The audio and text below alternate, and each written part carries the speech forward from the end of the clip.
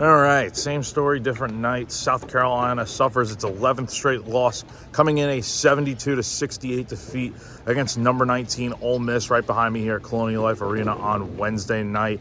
And again, to put it kind of simply here, the difference in this game had to be the free throws. South Carolina went 20 of 32 at the free throw line, and when you lose by 4 points, that's a big part of why you lost. And this is the 6th game now where the Gamecocks have lost by 5 or less points.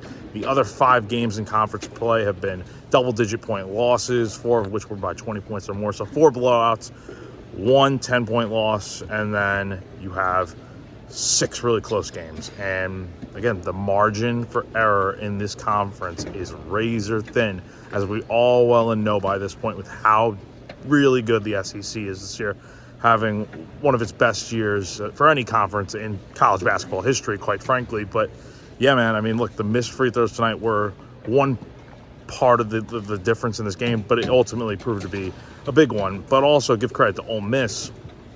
Their guys made some key shots. I mean, Malik Dia hit a big three-pointer with 2 minutes left to go, as South Carolina kind of left them a little bit open on what Lamont Paris was saying. They were running zone defense there and left Dia open, and he hit a three. And he's Ole Miss's big man, so that's a credit to him for hitting that shot there to give Ole Miss the lead for the rest of the game.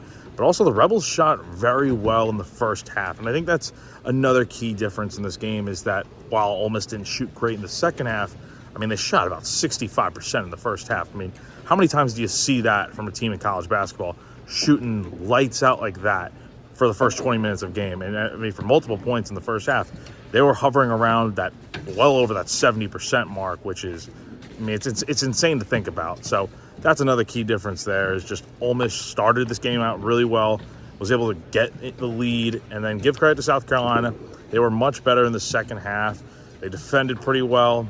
They cut the lead down, eventually took it back, holding Ole Miss for a stretch where they went, I think, 1 of 10 from the field, and that allowed South Carolina to get back in it. But again, by the end of the game, it's Ole Miss hitting some key shots, South Carolina, the free throws catching up to them that they missed, and you get the result that you have. So South Carolina, like I said before, drops its 11th straight game, and the Gamecocks will try to snap that skid when they go to Gainesville on Saturday to take on the Florida Gators. Tip-off at 8:30 p.m. on SEC Network.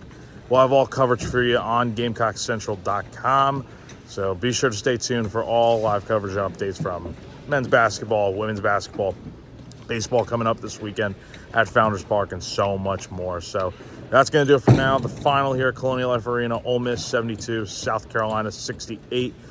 For GamecockCentral.com, I'm Jack Veltri.